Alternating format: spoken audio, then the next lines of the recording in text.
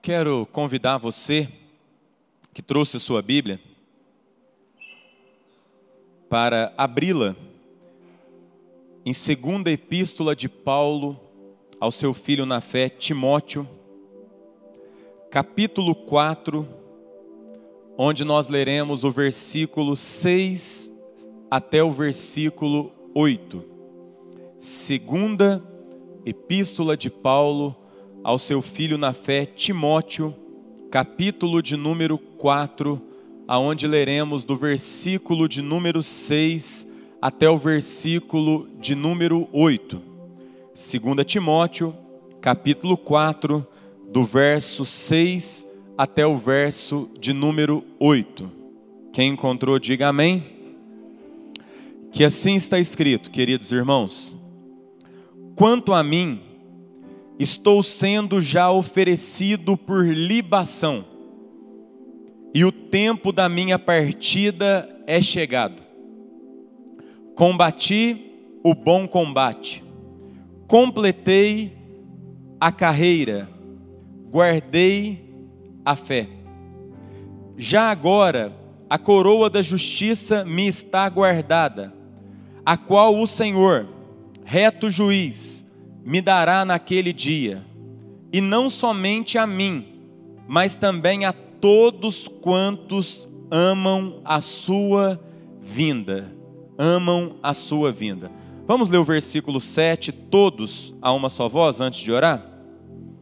Combati o bom combate, completei a carreira, guardei a fé. Com a sua Bíblia aberta, feche seus olhos. Vamos orar mais uma vez. Deus, no nome santo do seu Filho amado Jesus, a sua palavra foi lida e o Senhor vai falar conosco, Pai, nesta noite, e por isso o nosso coração se enche de expectativa. E pedimos que o Senhor venha falar conosco de acordo com a sua vontade, Pai.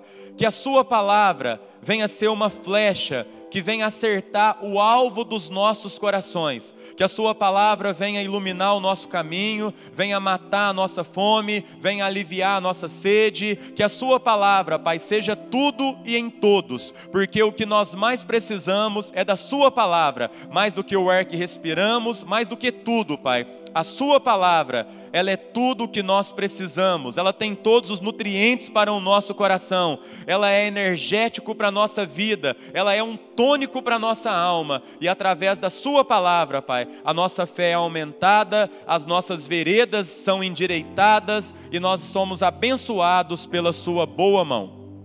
Fique conosco, Deus, e fale conosco, é o que nós oramos e pedimos, em nome de Jesus, amém e amém. Meus irmãos, nós vamos conversar um pouco nesta noite sobre um tema muito oportuno para os nossos corações. Quando nós olhamos para a comunidade cristã, a igreja na qual fazemos parte, nós enxergamos que a nossa direita, a nossa esquerda, sempre tem pessoas na mesma corrida, no mesmo propósito, no mesmo combate que nós. Mas quando você olha para essas pessoas, você percebe que tem umas que começam a caminhada muito bem, mas essas mesmas, depois no final, às vezes fracassam na caminhada por um ou outro motivo. Tem aqueles que começam a caminhada não tão bem, mas com o decorrer do tempo, ele vai se fortalecendo até ficar uma pessoa melhor e encerra a caminhada bem. Quando nós olhamos para este texto que nós acabamos de ler, Paulo, ele está escrevendo uma das suas últimas palavras.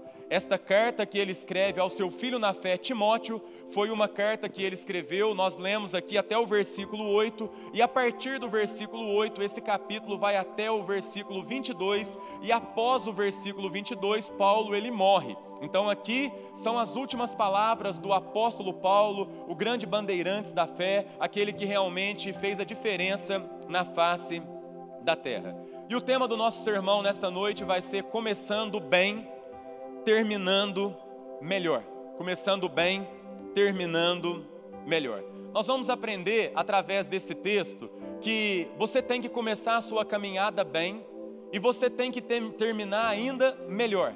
E se você às vezes não começou tão bem, então a sua preocupação não tem como voltar atrás e mudar o começo, mas a sua preocupação tem que ser uma preocupação de terminar o quê? Bem. Terminar de cabeça erguida, terminar com o senso de missão cumprida, porque quando eu leio essas palavras do apóstolo Paulo, a impressão que eu tenho é que quando Paulo acaba de escrever essas três coisas, eu combati o bom combate, eu completei a carreira, eu guardei a fé, a sensação que eu tenho é que Paulo faz assim, ó.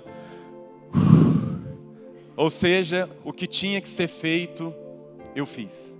Missão cumprida. Eu fiz aquilo que estava ao meu alcance.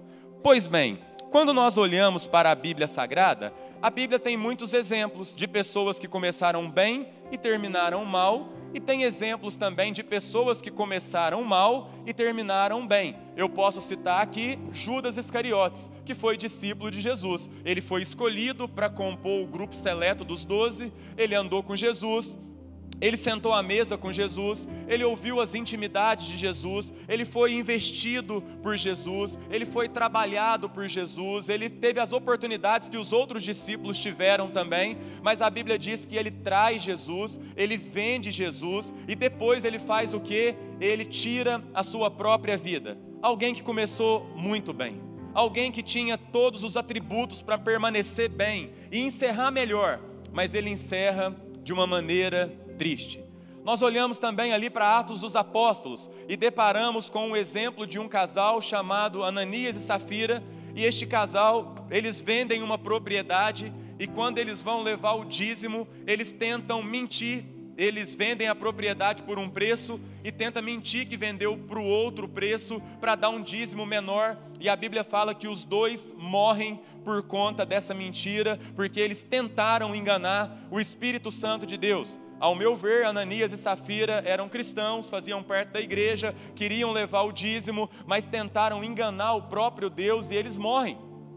Começam bem, porém terminam mal. Mas em contraponto a esses dois exemplos, nós podemos olhar também para o ladrão da cruz, que a Bíblia nem fala qual era o seu nome, a Bíblia fala só que ele estava ali na cruz, ele estava ali ao lado de Jesus, e quando Jesus estava encerrando a sua participação na face da terra, enquanto um ladrão zombava dele, o outro ladrão acredita nele e fala para ele: Senhor, lembra de mim quando o Senhor entrares no seu reino. E Jesus fala para ele: olha, hoje mesmo você estará comigo no paraíso. Alguém que começou mal, fez tudo errado, um malfeitor, mas ele encerra a sua caminhada, ele atravessa a linha de chegada bem, e com certeza ele está no céu, morando com o nosso Deus. Tem um hino no nosso Inário Novo Cântico, de número 132, que chama Vivificação, que ele diz assim: quantos que corriam bem, de ti longe agora vão, outros seguem, mas também, sem fervor, vivendo estão. Olha que interessante, muitos corriam bem, mas agora estão longe. Outros até seguem, mas não tem mais fervor, vitalidade no coração. E se você parar aqui neste momento e fizer um exercício mental, você vai concluir quantas pessoas que começaram a caminhada cristã do seu lado. Quantas pessoas que começaram o processo de conversão junto com você, pessoas que talvez participaram das suas primeiras orações, pessoas que leram a Bíblia com você, pessoas que deram os primeiros passos na fé cristã com você, pessoas que estavam ali e talvez eram muito melhores do que você, talvez eram pessoas mais aplicadas, talvez eram pessoas mais fervorosas, talvez eram pessoas que entendiam melhor tudo aquilo que estava acontecendo, mas aonde estão essas pessoas hoje? Muitos longe, outros nem acreditam mais em Deus, e outros estão mergulhados nos erros, nos fracassos, e um dia aquele ajudou você está nesse caminho.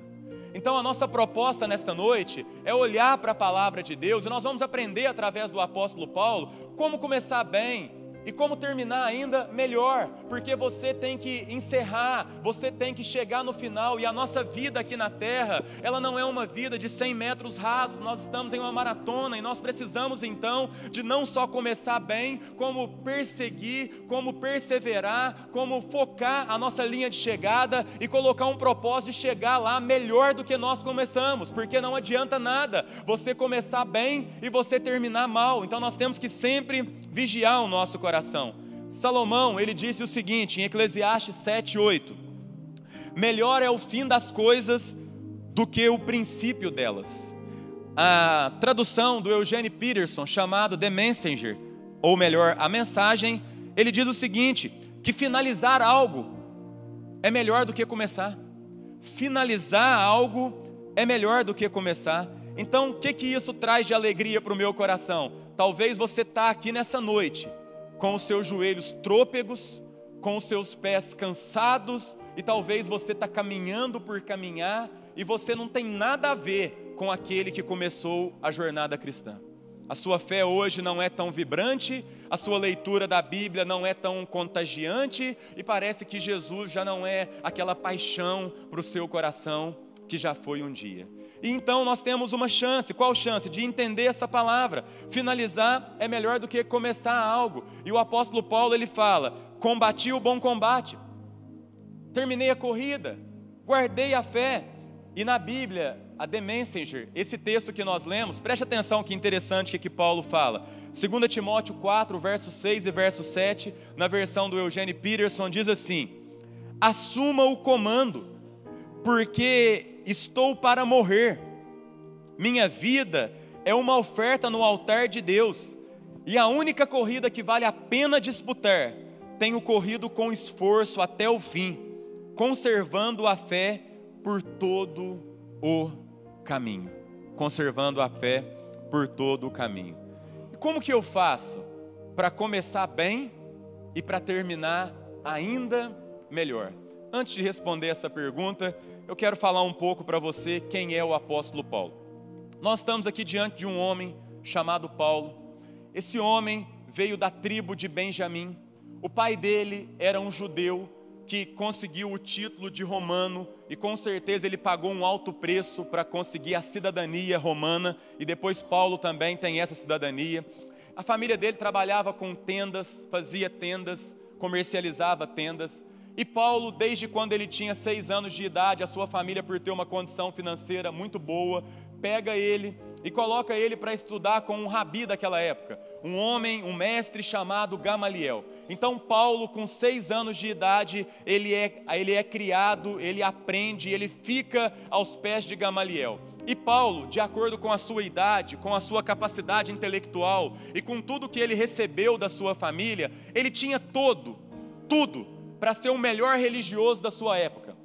O investimento que foi feito nele era para ele ser o melhor, era para ele ultrapassar todos, era para ele realmente estar acima de qualquer outra pessoa. Paulo, ele recebe um investimento pesado, e muitas vezes quando nós olhamos para esse grupo de religiosos, igual a gente fala dos fariseus, dos escribas, dos saduceus, né? A gente às vezes coloca um pé atrás e a gente acha que esse pessoal não tem nada de bom para nos ensinar. Pelo contrário, esse pessoal, quando Jesus veio, eles perderam um pouco o foco, mas eles têm muitas coisas para nos ensinar. Só para você ter uma noção, quem eram os escribas? Os escribas eram um grupo religioso que eles pegavam a Bíblia e eles escreviam a Bíblia. Naquela época não tinha impressão, naquela época não tinha a tecnologia que nós temos hoje, então eles escreviam a Bíblia, copiavam a Bíblia para quê? Para a utilização e para colocar na mão também daqueles que eles julgavam importante. E só para você ter uma noção, o escriba, ele conhecia tanto a Bíblia, tanto a palavra de Deus, que um bom escriba, você poderia chegar nele e falar assim: fulano, qual que é a 30ª letra de Gênesis? Um bom escriba sabia, não só a 30ª, como qualquer letra que você perguntasse, ele te respondia de prontidão. De prontidão. Eles eram tão zelosos com a lei, que quando eles iam escrever a Bíblia, quando chegava na palavra Yavé, o que eles faziam? Eles trocavam a caneta. A caneta que escreve o restante da Bíblia não pode escrever o nome de Yavé. E alguns escribas mais zelosos ainda, sabe o que eles faziam? Quando ia escrever o nome de Deus, eles tomavam um banho, trocavam a roupa, pegavam a caneta diferente por reverência que eles tinham ao nome de Yahvé. E assim eles escreviam o nome de Deus. Então Paulo, ele fazia parte de um grupo de religiosos. E ele recebeu tanta instrução que ele cresce de tal maneira que ele começa a fazer parte do Sinédrio. Ele começa a fazer parte ali do grupo privilegiado. Ele começa a fazer parte do melhor grupo religioso daquela época. Ele compõe esse grupo, ele faz parte desse grupo. E a sinagoga que Paulo faz parte, o meio que ele convive, só para você ter uma noção, para ocupar o cargo que Paulo ocupava na religião daquela época, a pessoa tinha que saber, no mínimo, de Gênesis a Malaquias decorado. Paulo não era um qualquer. Paulo não sabia qualquer coisa. Paulo não estudou um cursinho de final de semana.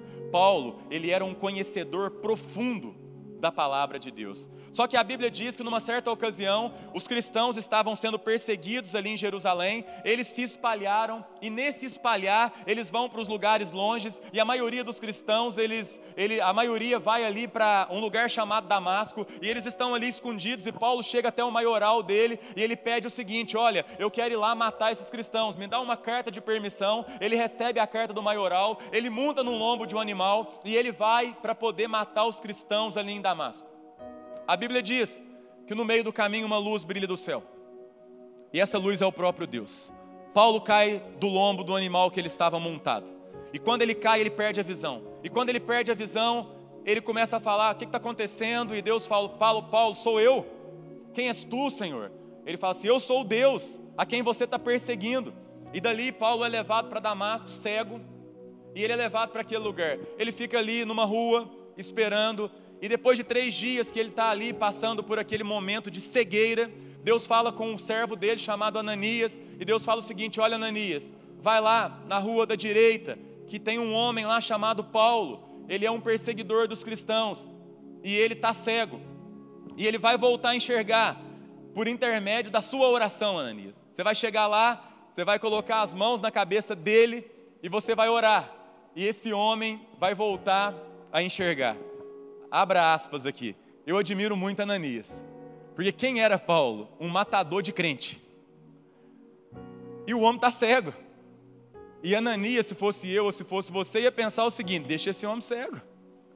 Não é esse que mata? Não é esse que participou do apedrejamento de Estevão? Não é esse que gosta de derramar sangue dos crentes? Vai fazer esse homem enxergar para quê? Ele é tão obediente que ele vai lá. Então, quando ele orasse, a hora que os olhos de Paulo fossem abertos, o primeiro que ele ia ver era Ananias.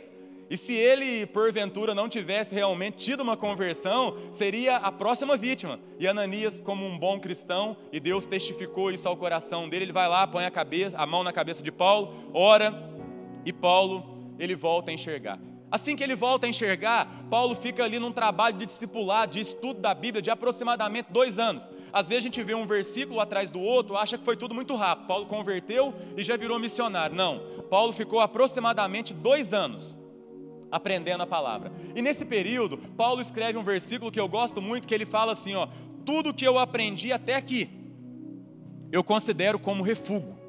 E a palavra no original significa lixo, esterco. O que Paulo está dizendo? Tudo que eu aprendi para mim agora é um lixo. Para mim o que tem valor agora é o conhecimento que eu recebi de Deus, o insondável conhecimento de Deus. E Paulo começa a estudar. Depois que ele passa por esse período de 2 anos de preparo, ele começa a viajar, e ele faz um total de 3 viagens missionárias, e em cada viagem que ele faz, ele prega o evangelho, ele visita cidades, e ele planta a igreja, e ele prepara obreiros. Então, quando a gente olha para a palavra de Deus, a gente percebe que quando escreve ali para Colossenses, é a igreja que tinha ali em Colossos. Quando ele escreve para Coríntios, é a igreja que tinha ali em Corinto. Quando ele escreve para Efésio, era a igreja que tinha ali em Éfeso. Então, as cartas de Paulo são cartas para poder ajudar a igreja a permanecer firme na fé.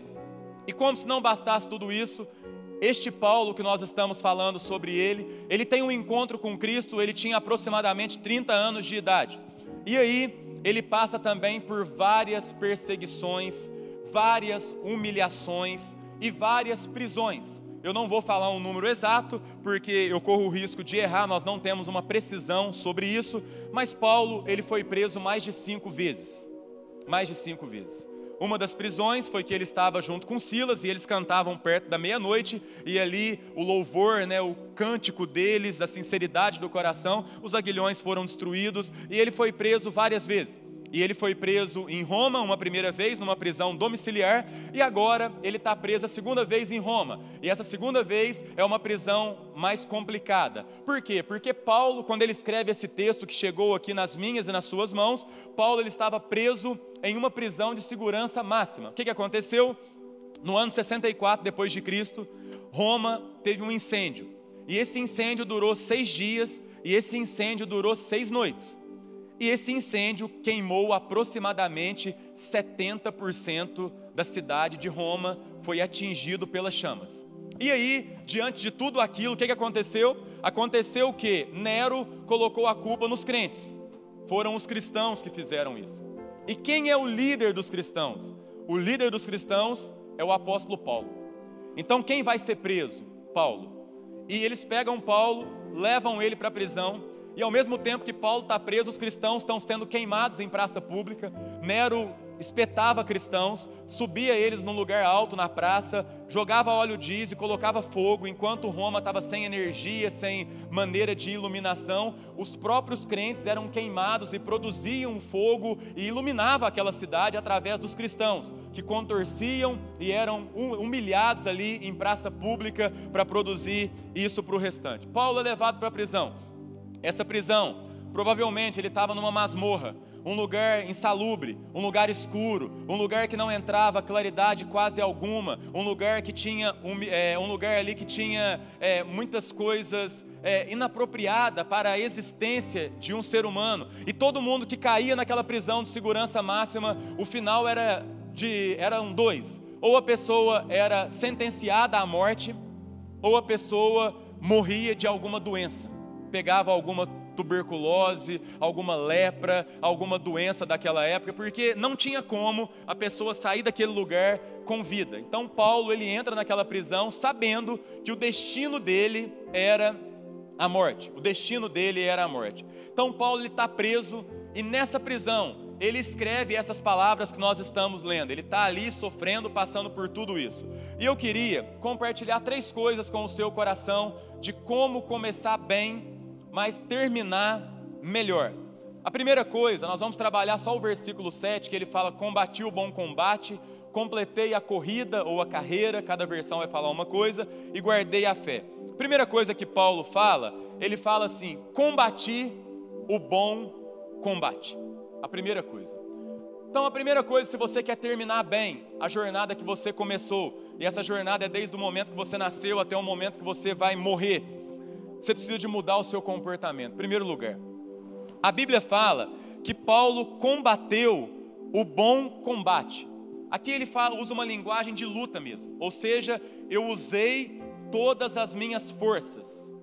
Eu empreguei todos os meus recursos. Para quê? Para eu batalhar nesse combate. Só que o que mais me chama a atenção aqui nesse texto é que a Bíblia fala que não foi um combate qualquer, mas a Bíblia fala que Paulo lutou o quê? O bom combate. E por que tem esse bom? O que significa esse bom combate? No original, esse bom significa que o combate que Paulo travou foi um combate que ele não usou nada de desleal. Ele não usou nenhuma injustiça. Ele não usou nenhum atalho. Ele não usou nenhuma mentira. Ele lutou o combate da maneira que deveria ser lutado. E você pode ver que ele fez isso com honestidade, com dignidade, com honra e com virtude moral. O que Paulo está falando aqui é o seguinte: olha, tudo o que eu tinha que fazer, eu fiz. Mas eu usei princípios. E quais os princípios que Paulo usava? Os princípios da palavra de Deus, os princípios da Escritura Sagrada. Paulo, ele em momento algum, ele andou de acordo com a palavra de Deus. Quando você olha para os grandes homens de Deus, você percebe que em algum momento você vê os erros. Paulo também teve os seus erros, mas você pode ver que Paulo, ele lutou com todas as suas forças. Para quê? Para guardar o evangelho da salvação. E quando ele fala assim, eu combati o bom combate, isso aqui está mostrando, fazendo coro com o que Salomão fala no Antigo Testamento, que tudo que você for fazer, faça conforme a sua força. Isso aqui está ligado com excelência, isso aqui está ligado com proatividade. É como se Paulo estivesse dizendo: olha, eu não esperei para reagir, eu fiz isso, eu fiz aquilo outro. Então, se você quer encerrar bem a sua jornada, uma coisa que você tem que ter hoje é princípios. Não adianta você tocar em primeiro lugar e derrubar todos os princípios. Não adianta você chegar em primeiro burlando as regras. Não adianta você tocar com toda a sua força na linha de chegada se você usou alguma coisa que você não poderia ter usado. Quando a gente olha para as Olimpíadas, a gente percebe sempre. Recentemente nós tivemos aí uma atleta que ganhou várias medalhas, mas ela usou uma substância que não poderia ser usada. Ela tocou várias vezes em primeiro lugar, mas o final foi desastroso. Ela foi descoberta e todas as medalhas foram devolvidas, e em vez de virar um orgulho nacional, virou uma vergonha. Não adianta você querer caminhar sem princípios. Não adianta você não querer combater o bom combate. Então a primeira coisa, se você quer chegar bem, tenha princípios. E falar em princípio em uma sociedade corrompida não é fácil. Mas você que quer chegar bem, tenha princípios. Toma cuidado com o amor ao dinheiro. Toma cuidado com a promiscuidade. Toma cuidado com os atalhos. Tome cuidado com as propostas fáceis. Toma cuidado com as mentiras que são oferecidas para você conquistar alguma coisa. Tenha princípio e caminhe de acordo com os seus princípios. Combata o bom combate. Não é só vencer. Você tem que vencer de acordo com os princípios. Uma segunda coisa que eu quero compartilhar contigo, para começar bem e terminar melhor, Paulo fala, terminei a corrida, ou concluí a carreira. A questão que Paulo está dizendo aqui, isso aqui tem a ver com um propósito. Qual que era o propósito de Paulo? Concluir a corrida. Esse era o propósito. Você pode ver que Paulo não fala assim: eu cheguei em primeiro, eu subi no pódio. Não, ele fala assim: ó, eu completei a corrida. Qual que era o propósito de Paulo? Completar a corrida. Então eu vejo aqui que você tem que ir até o fim. O que é isso? Não adianta você caminhar um pouco. Não adianta você ir até o meio, não adianta você chegar perto, você tem que ir até o fim, você tem que ter um propósito na sua vida, você precisa realmente de terminar bem. Então é hora de você parar de procrastinar algumas coisas, é hora de você mudar outras coisas, é hora de você ter um foco muito bem definido. Tem uma propaganda que fala assim, que quem sabe o que quer chega mais longe. O que você quer? Qual que é o seu propósito da sua vida? Aonde você quer chegar? Aonde? Se você quer chegar, se você realmente quer ter vida, se você realmente quer concluir a sua carreira cristã, igual Paulo chegou, terminando bem, você tem que ter isso muito claro, você tem que ter isso muito evidente. Então você tem que olhar e você tem que ter propósito. Rick Warren fala que uma vida é pior do que a morte, é uma vida sem propósito. Pior do que a morte é uma vida sem propósito. Você tem que ter propósito. E qual era o propósito de Paulo? O propósito de Paulo era completar a corrida. O propósito de Paulo era agradar a Deus. O propósito de Paulo era acabar com a sua própria vida, como uma vela consome a si próprio para produzir algo. Esse era o propósito de Paulo. Então Paulo tinha princípios, mas Paulo também tinha propósito. Qual que era o propósito? Eu vou acabar a corrida. Eu vou tocar na linha de chegada. Eu vou concluir o que foi proposto. E por fim, para começar bem e terminar melhor, ele fala: combati o bom combate, completei a corrida e guardei a fé. Uma coisa que eu quero te dizer, você sabe por que muitas pessoas deixaram a caminhada no meio do caminho? Alguns não tinham princípios, outros não tinham propósito, mas a grande maioria comprometeram a sua fé. Comprometeram a sua fé. Então, jamais comprometa a sua fé. Eu deixei esse por último, e ele é o mais importante. É você não comprometer a sua fé. Paulo fala: olha, eu passei por altos e baixos, eu tive muito e tive pouco, eu bati e eu apanhei, eu passei por N situações, mas eu guardei, eu escondi a fé no meu coração. A gente vê que Paulo começa com uma fé, e ele chega no final e ele fala: eu guardei A fé que eu recebi é uma fé que eu guardei. E quando nós olhamos para essa questão, a gente começa a ver que Paulo está dizendo que ele manteve a chama acesa dentro do seu coração. Isso quer dizer perseverança. Nós não podemos ter uma fé oscilante. Nós não podemos ter uma fé que se alegra quando tudo está bem, mas uma fé que morre quando tudo está mal, ou o contrário. Nós temos que ter uma fé viva igual o apóstolo Paulo. Você pode ver, esse dia eu estava vendo um documentário falando sobre a tocha das Olimpíadas, aquela tocha que é usada, que percorre aí todos os lugares, e eu estava lendo, eu achei algo muito interessante, que quando eles começaram com aquela tocha, quando alguém pegava aquela tocha, o objetivo não é o tanto de cidade que você vai percorrer, não é a velocidade que você vai chegar ao destino. O grande desafio daquele que transporta aquela tocha, sabe o que é? É manter a tocha acesa. Manter a tocha acesa. Você não precisa de correr tanto. Você não precisa de pegar atalhos. Você não precisa de passar por muitas cidades. O grande desafio meu, o grande desafio seu, é manter a tocha acesa. É manter o fogo. É manter a chama. Quantos de nós, na caminhada cristã, por um ou por outro motivo, a chama apagou? E às vezes você está aqui hoje só com o suporte, mas não tem mais fogo, não tem mais chama, não tem mais o Espírito de Deus. Quantas pessoas que estão dentro da igreja com a chama apagada, pessoas que a fé morreu, a fé sucumbiu. E talvez quando você olha para a sua vida, você pode comprovar isso. Quantas vezes você está aqui hoje vivendo uma fé morta, de acordo com Tiago? Você já leu a Bíblia fervorosamente? Você já orou diariamente? Você já foi pilar na sua igreja? Você já fez parte de liderança de grupos? Você já marcou momentos da história? E hoje, às vezes a sua fé está apagada.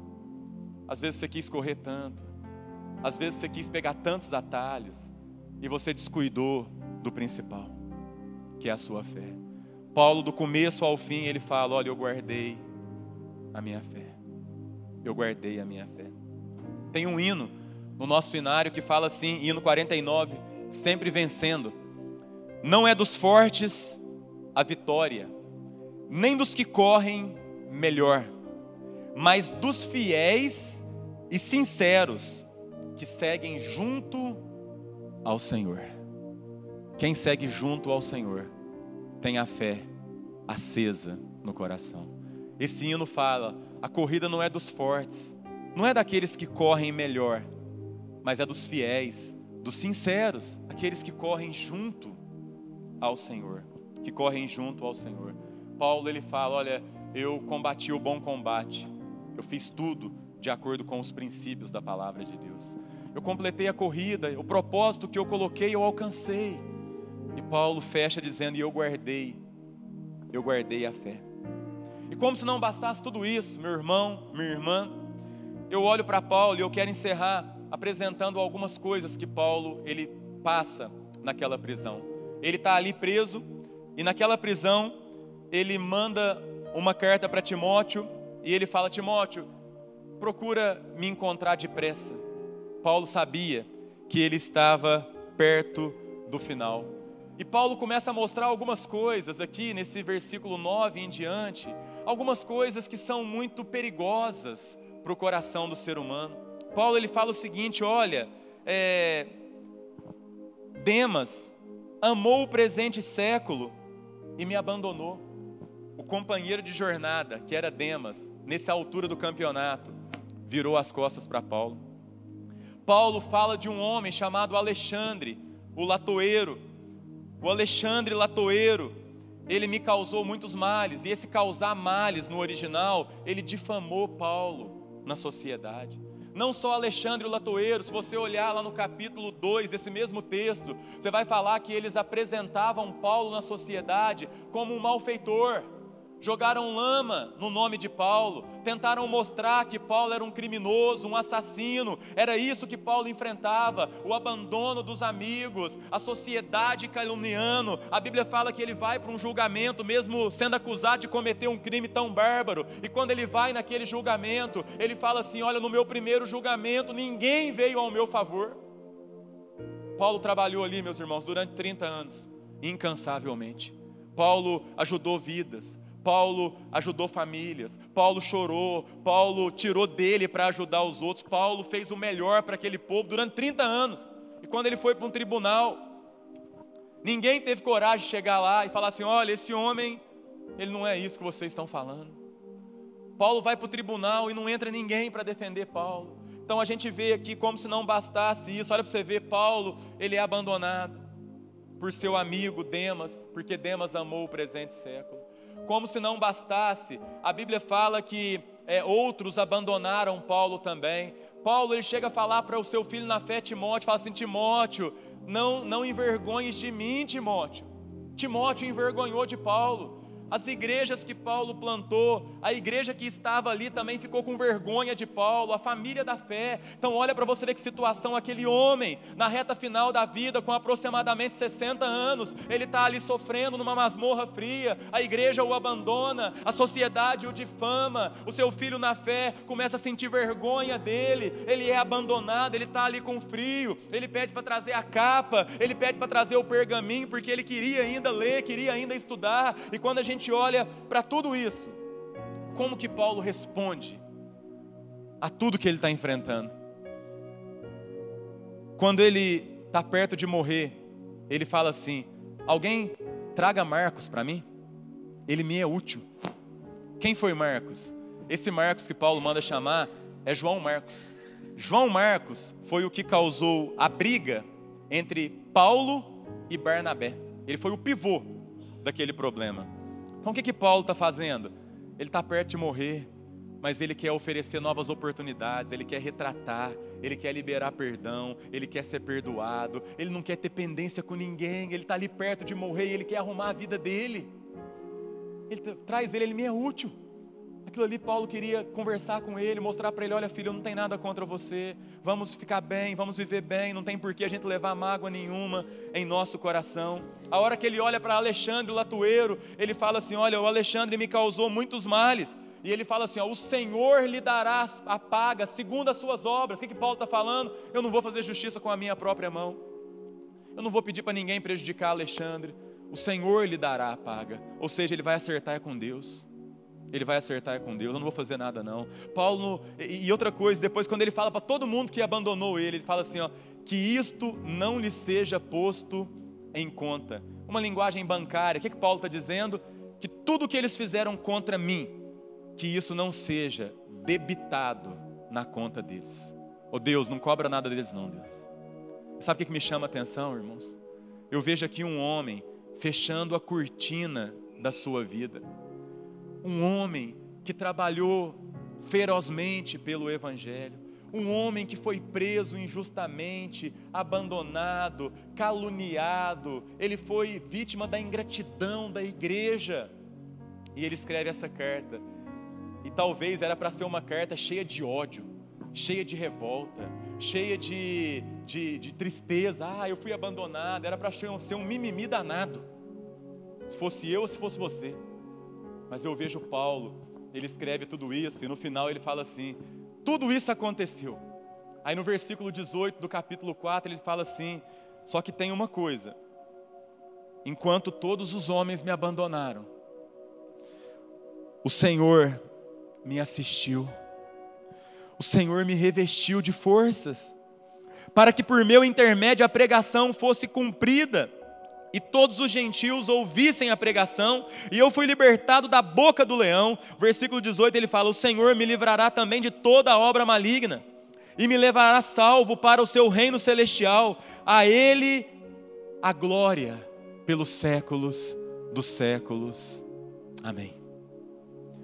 Paulo, ele passa por tudo, ele passa por traição, ele passa por abandono, ele passa por calúnia. Gente, essas três coisas são as coisas que mais ferem o coração do homem: traição, abandono e calúnia.